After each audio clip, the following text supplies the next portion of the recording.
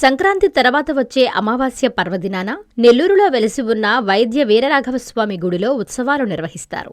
ఈ ఉత్సవాలని వేములశెట్టి బావి తిరునాళ్లు అంటారు. వైద్య వీరరాఘవస్వామి గుడిలో కథ ముఖ్యమైన అంశం అక్కడి వేమాలశెట్టి బావి. ఇక్కడ బెల్లం కలిపిన నీటిని తాగితే ఆరోగ్య సమస్యలు తగ్గుతాయని నమ్మకం. స్వామివారు వైద్యం చేసే రూపాన్ని అదే సూచిస్తుంది. ఈ ఆలయం పురాతనమైందని, స్వామికి సంబంధించిన అనేక కథలు ప్రచారంలో ఉన్నాయని స్థానిక కథనాలు చెబుతున్నాయి. ఈయనను వైద్య వీరరాఘవస్వామి అని పిలవడం వెనుక ఆయన భక్తులకు వైద్యం చేసి స్వస్థత చేకూరుస్తారనే నమ్మకం ఉంది. ఆలయంలో ఈ బావి చాలా ప్రత్యేకం. భక్తులు తమ అనారోగ్యాలు నయమవ్వాలని కోరుకుంటూ బావిలో బెల్లం వేసి ఆ నీటిని సేవిస్తారు. ఈ ఆలయం సుమారు 5,000 సంవత్సరాల నాటిదని కొన్ని స్థానిక కథనాలు చెబుతున్నాయి.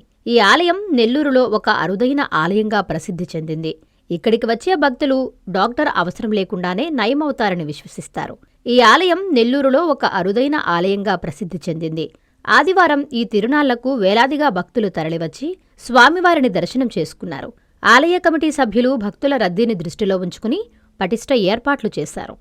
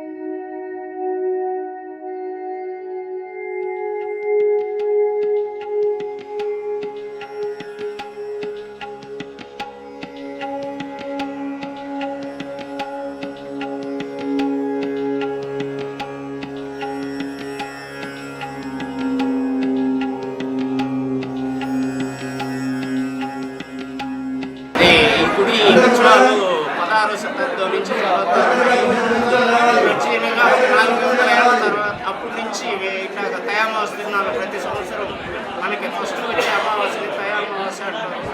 ఆ తయామావాస్యలో ఒళ్ళు బాగలేని వాళ్ళు, పిల్లలు లేని వాళ్ళు వచ్చి మొక్కుకొని ఉప్పు బెల్లం వేసి వాళ్ళు ముక్కులు తీరిన తర్వాత మరలా వాళ్ళు వచ్చి ముక్కు తీర్చుకునేది అట్లాగే జరుగుతూ ఉన్నది. మేము ప్రతి అమావాస్యకి ఇక్కడ అన్నదాన కార్యక్రమం చేస్తాం. ఒక 500 మందికి. దానికి ఏదన్నా విరాళాలు ఇచ్చే వాళ్ళు అన్నదానానికి వాటికి ఇచ్చేదాని కోసంగా వాళ్ళకి రసీదు ఇచ్చి వాళ్ళ పేరు, గోత్రనామాలు ఉంటే గోత్రనామాలు ప్రతిరోజు వాళ్ళకి మనం ఉదయాన్నే పెడతాము. అలాగే ఈ గుడికి తయామావాస్య అనేది బాగా ప్రసిద్ధి చెందింది. అది ప్రతి సంవత్సరం ఇలాగే జరుగుతూ ఉంది.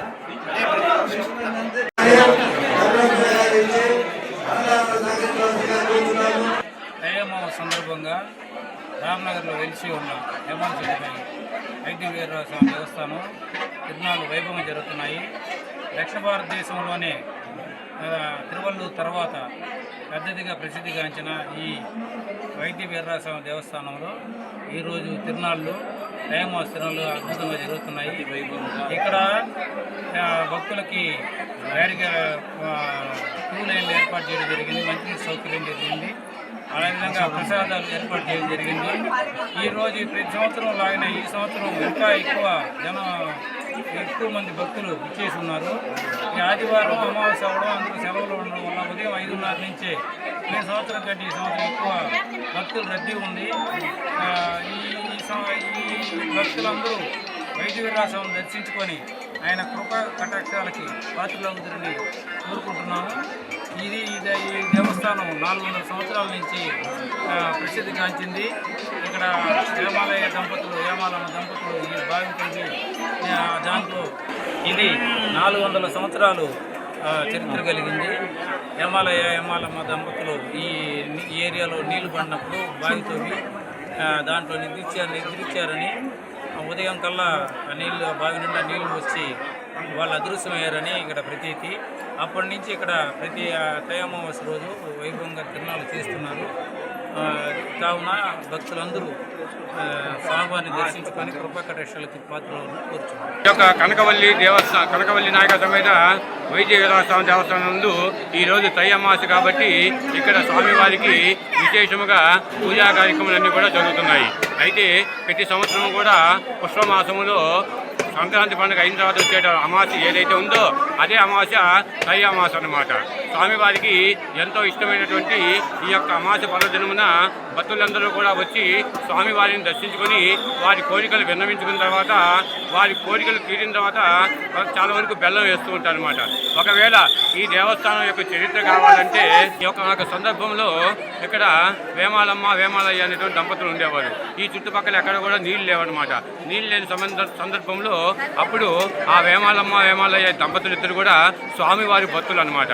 స్వామివారి భక్తులు అయితే వారికి స్వామివారి కల్లో కనిపించి మీరు ఈ దేవస్థానం దగ్గర ఉన్నటువంటి బావిలో కనుక నిద్ర చేసుకున్నట్టయితే తెల్లవారేటప్పటికి కూడా నీళ్ళు వస్తాయి, ఈ ప్రాంతం అంతా కూడా సస్యశ్యామలంగా ఉంటుందని చెప్పి స్వామివారు వాళ్ళ భక్తులైనటువంటి ఆ వేమాలయ్యకి చెప్పడం జరిగింది. ఆ తర్వాత వాళ్ళిద్దరు కూడా ఆ బావిలోనే నిద్ర చేశారు. ఆ నిద్ర చేసిన తర్వాత మరుసటి రోజు ఉదయాన్నే ఈ చుట్టుపక్కల నీళ్లు రావడమే కాకుండా ఈ దేవస్థానం వద్ద ఉన్నటువంటి బావి నిండా కూడా నీళ్లు వచ్చి ఇక్కడ అంతా కూడా సస్యశ్యామలంగా తయారైందనమాట.